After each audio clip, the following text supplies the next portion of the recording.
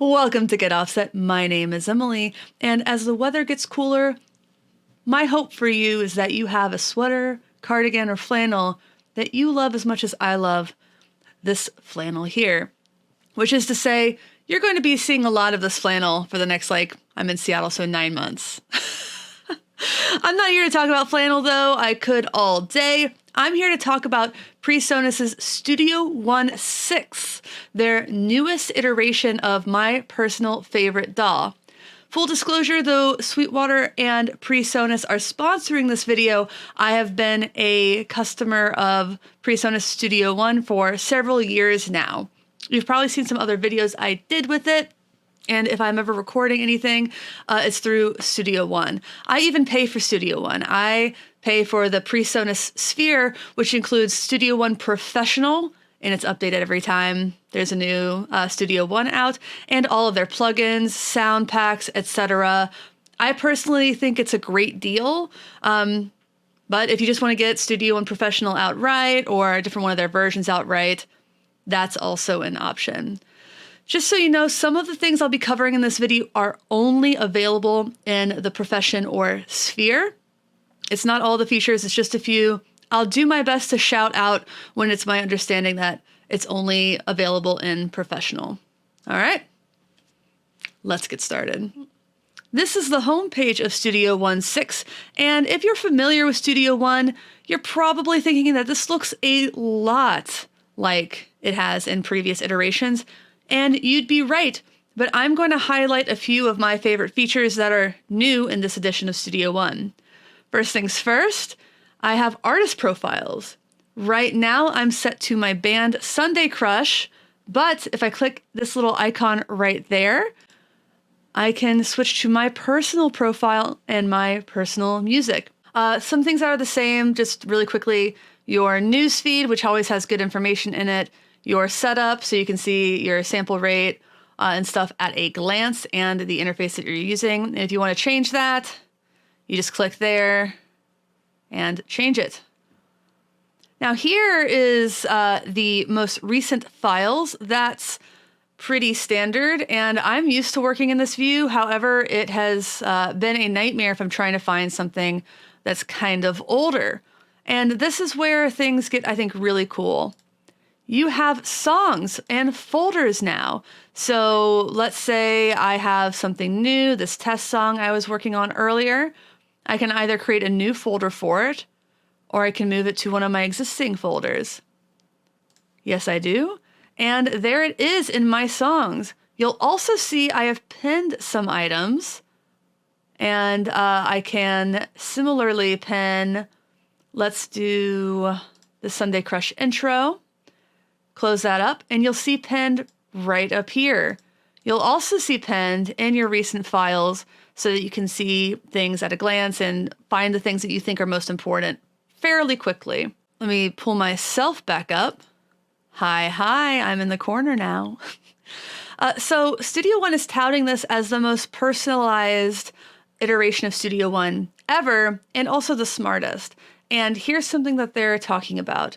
Traditionally in Studio One, you could build your own template. Those took a little bit of time to load in my experience, or you would start with a blank slate.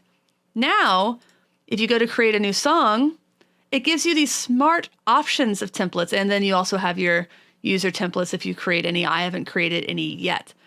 So we have these very common tasks that people do in Studio One now have these smart templates. Let's go ahead and look at some of these. We have master and release. That's for mastering songs. A set of tracks for publishing. That's not something I do a lot.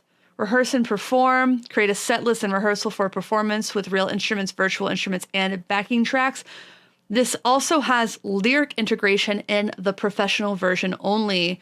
And though I'm not going to show it to you in the song view, I will show it to you in the recording view and explain to you how I personally use that. Play now, just a single instrument. So we have virtual piano, you got your synth. You can play your guitar into an Ampire amp and cabinet sim, or drums. I'm not going to go with that one. I'm going to skip record now because that's the one I'm going to go to ultimately. We have produce beats, which is actually pretty cool. Create content with or without video. And I will get into this, but this is the first version of Studio One where you can click and drag a video into your timeline. This is a game changer for composition. People who are composing for TV, film, student projects, things like that, have traditionally had to like have the video on one side and their audio on another and try to sync it up. This makes it so that you can time things really specifically and intentionally. I just think it's a game changer. And that's not even something that I do a lot, but I can imagine that being extremely helpful and cool. And then you can import files for mixing, record directly from your interface.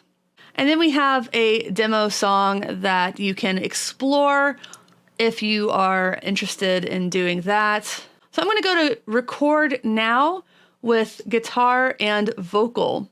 So I'm going to go ahead and name this record now example.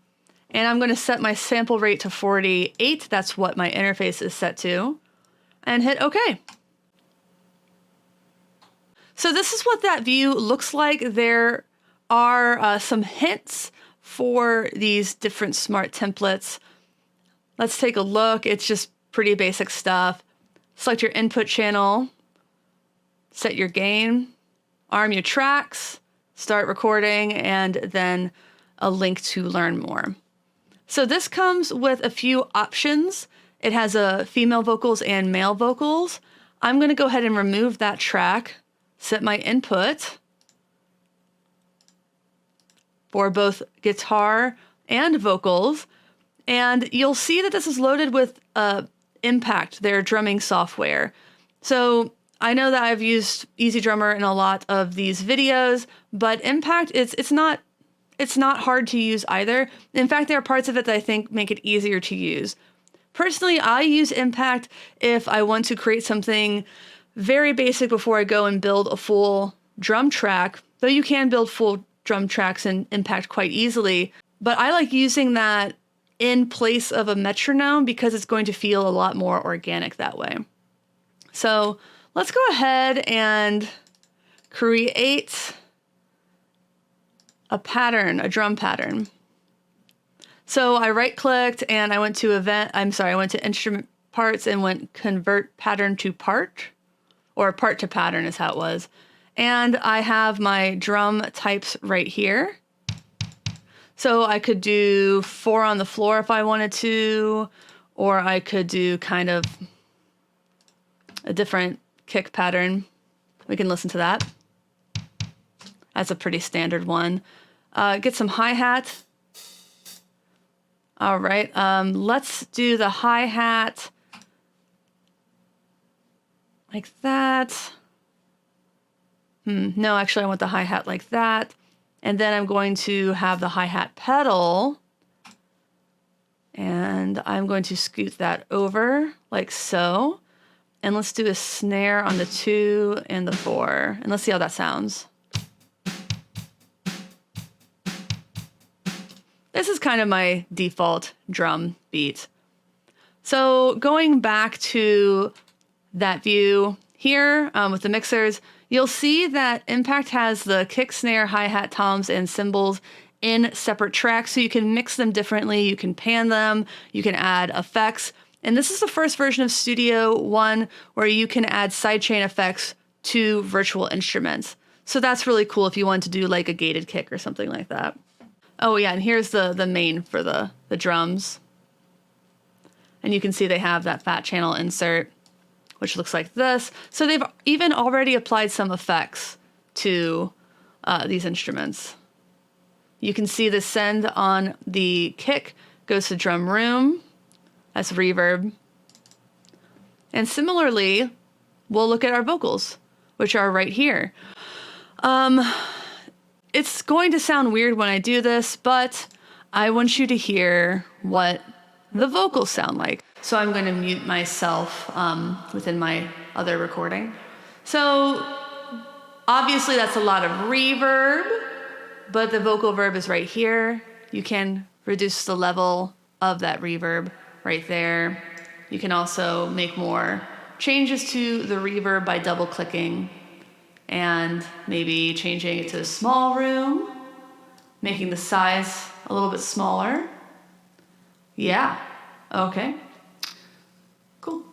Let's talk about something else that's kind of new in Studio One. The Pro EQ has gotten some updates, though not a complete overhaul. So let's set this to vocals. Obviously, you're not going to be able to hear this, but female pop just to see the EQ curve. What you can do now that you couldn't do before is you can solo specific bands.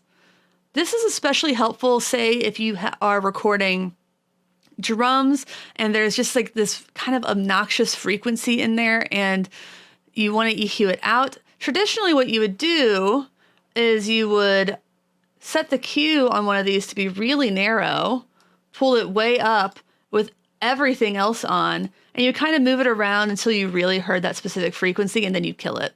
So that's one way to do it, but it's going to be easier now that you can just solo those different frequencies. You can find specifically where that frequency is without hearing everything else. It's going to make it a lot easier to find problem parts in EQ. So that's really cool. Closing that out, we can now look at the De-Esser. We all hate sibilance. It's bad in singing. It's bad in podcasts. You can probably hear some of it now. But now you can hit listen. Obviously, there's no track. But you can listen for those problematic S's, and then you can reduce that sound right there. So it's just a little bit more intelligent and overall more effective, which is great. Other plugins that are improved include the auto filter, which is a very popular one, which I won't get into. There's also a vocoder in the professional version. That's pretty neat. I was playing around with it. We can open it up here, vocoder, and drag it onto our vocal track, and we can see it here. So let me try to demonstrate. This is the vocoder. There are a lot of presets, including this one. I can see why it's called Christmas Tree. It doesn't make, I don't know why you would use this, but you might. This is called Monster. This is called Adult Vocals. Pitch down, another pitch down, another pitch down, a pitch up, another pitch up, another pitch up. This one's called River Down. So yeah, it's a kind of a fun one. Again, only available in professional. I haven't really dug into the vocoder too much because it's just not something I generally do. So let's get back into the personalization. I mean, from the guitar stuff, you can see here that it has the amp sim, Ampire. We can expand that. And then I can go in here and select a cabinet. Directly from here, let's go 4x10, like a super reverb. And you can make those changes now without opening the whole plugin. Though you can still do that. And now this little expanded view is available for other plugins as well. So if I don't want to use Ampire, let's say I want to go over here and go to my always use folder. That's new. I can pull in a different amp sim, set it the way I like it. Let's say I want to put fuzz on it. So I'm going to turn on the fuzz, turn up the impedance and the gain. And there we go. So next I can expand this too, which you couldn't previously do with external plugins. And you can see some important information. Input type is mono right now. I can switch it to stereo. I can adjust the input level. I can turn the gate on or off, gate threshold. Oh, and I can turn oversampling on or off. Obviously, this isn't everything in this plugin, but it's better than what there previously was, which was really not a whole lot. So I have a guitar track. I got Benson. I can see the tuner right there. So again, I wanted to talk a little bit about the customization, because let's say I want to go and record, but I noticed that this bar down here, it doesn't have a pre-count, doesn't have anything involving the metronome, but I can customize my views. So to customize your view, you just go to Customization, Edit Customization, and the reason that metronome's not on is because it's in an audio editing preset, and you probably wouldn't be using a metronome while you're editing. So I'm going to go to Edit Customization, go to Transport. I'm going to turn my metronome back on. And let's say I don't care about some of these other things. I find them bothersome. You shouldn't necessarily find them bothersome, but you might. So I'm going to take those things away. Like I can even take away record time. Did I take away sample rate already? I don't need to have that up there because I know what I set it to. So you can make it a lot less busy if you really want to, and my metronome is back. So closing that, and that's going to be called my user defined for it automatically saves them. So I have another user defined right there. There's complete, that's going to have everything. Minimal, it's going to have almost nothing. And then basic, which will have the metronome in there. So let me record a little bit of something. I'm going to grab my Music Man Cutlass HT, and I want to show you a few other features that some are new to Studio One and some aren't. Actually, I don't know if this feature's new. I just discovered it while I was messing with a lot of these other things. I'll be right back. So my guitar is plugged in, hit record. It's a little loud. And I can tune, and you can see there's a little tuner right in the channel strip there.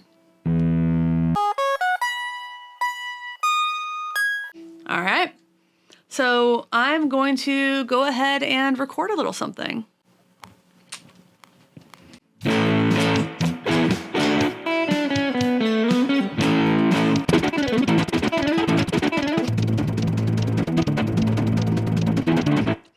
Okay, so that is a little guitar part. Move that around. Turn it off and shrink it back.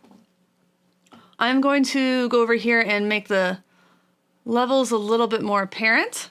And I'm going to unplug this guitar and put it back down. So there are some new things in this little hamburger-esque menu called Global Track Visibility. Markers are not new. There are chords and arranger, as well as lyrics and video.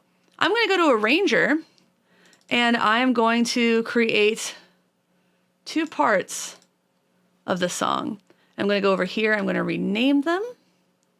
So this is the chorus. I start with the chorus, and then I have the verse.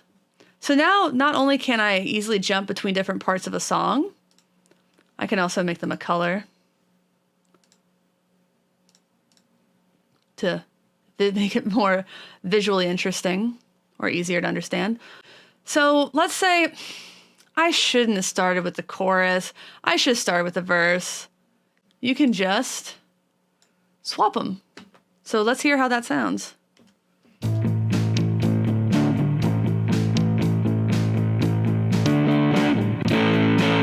Obviously not the smoothest thing in the world.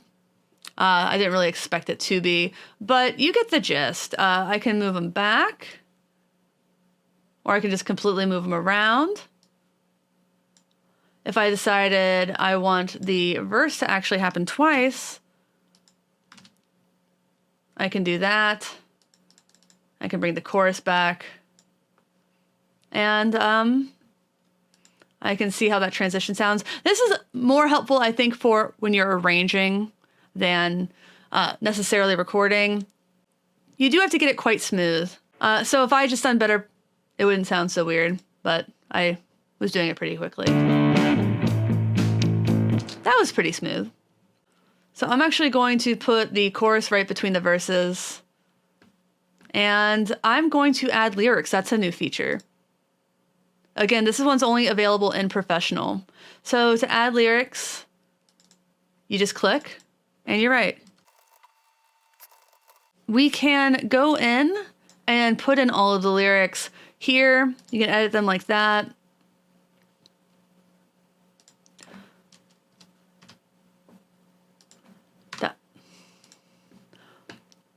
And you can see that they are associated with those measures. The way I will end up using lyrics in Studio 1.6 is for cues primarily. You can use them in performances, which I'm sure is extremely helpful, but as a guitarist in a band who's not also the singer, I rely on the singer's vocal cues probably more than I should.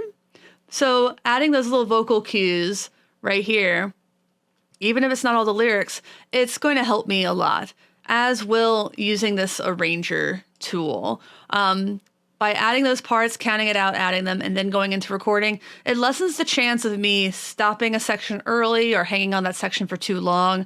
There are a lot of songs out there where the first verse is twice as long as the second verse, and the second chorus is twice as long as the first chorus.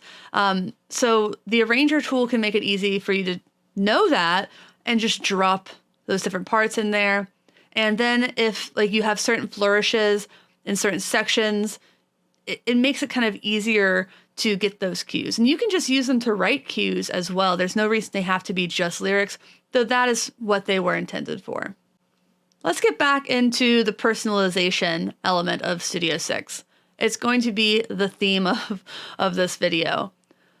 I really like that guitar sound, and I want to make sure that I can replicate that DI guitar sound no matter what track I'm working in. So how do I do that?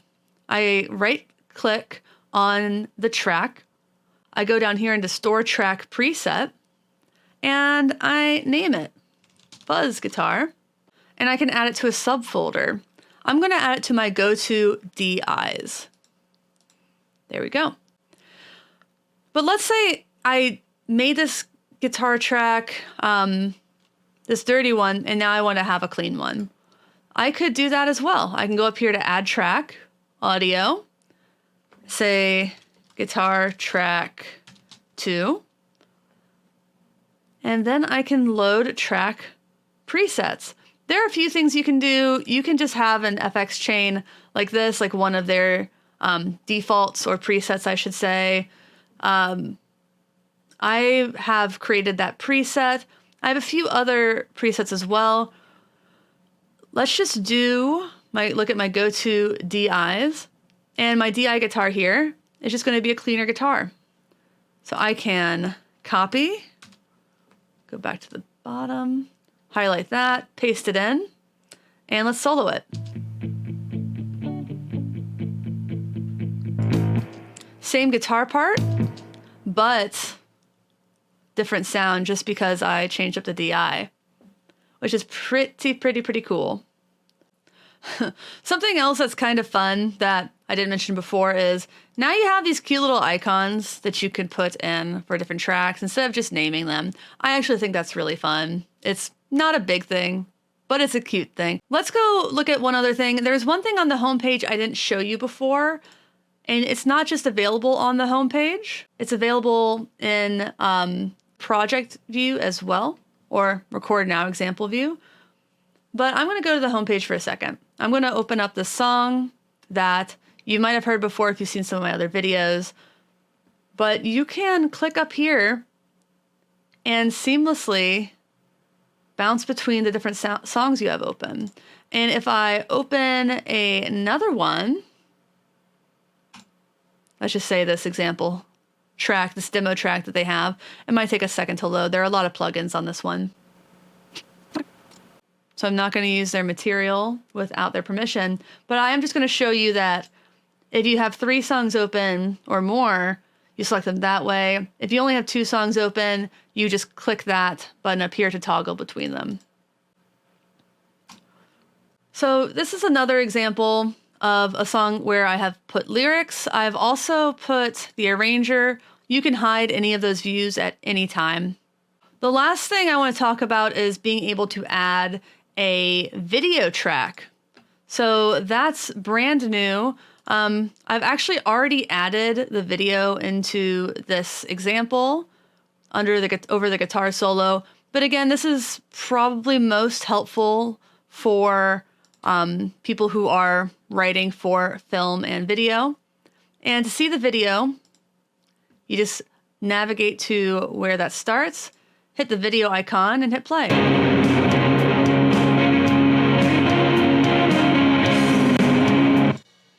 You can change the size of this. You can move it to another window, and you open and close it by hitting that video icon or clicking on the video. You can have as many clips as you'd like in that video editor. I think it's going to be helpful with my podcast, being able to drop the video and audio files in. I'll be able to drop my podcast in, the video with the audio separately, and I can have more control over making smaller adjustments to the audio versus what I have in like a Premiere Pro. It's probably not going to completely diminish my need for Premiere Pro for other things like color correction, but for basic stuff, I don't do a lot of that kind of thing on the video podcast, so it's not going to be a huge deal. But that's the bulk of what I wanted to show you. Overall, I think Studio One 6 is a great next step in Studio One. It is definitely more customizable, personalizable than other versions. Being able to save not just complete song templates, but individual track preferences is going to really speed up the process, I think, for a lot of people. Having those views where you just see what you want is going to really get rid of a lot of the clutter for things that you don't necessarily use, like MIDI. And the smart templates are honestly great. I was playing around with the beats template. I would not have known where to start on making beats, but that template made it really, really, really easy. So again, check it out. It's Studio One 6. If you're interested in picking this up for yourself, I implore you to use my affiliate link in the video description. It's a great way for you to support this channel, doing things you're probably going to do anyway. So it costs you no extra money. I get a small percentage of that sale shared with me, and I really appreciate it. My favorite way to support the channel is to like, comment, and subscribe, and tell your favorite brands about us. So for everyone out there, thanks for watching. Thanks for understanding. I hope this was helpful. And until next time, my name is Emily. Goodbye.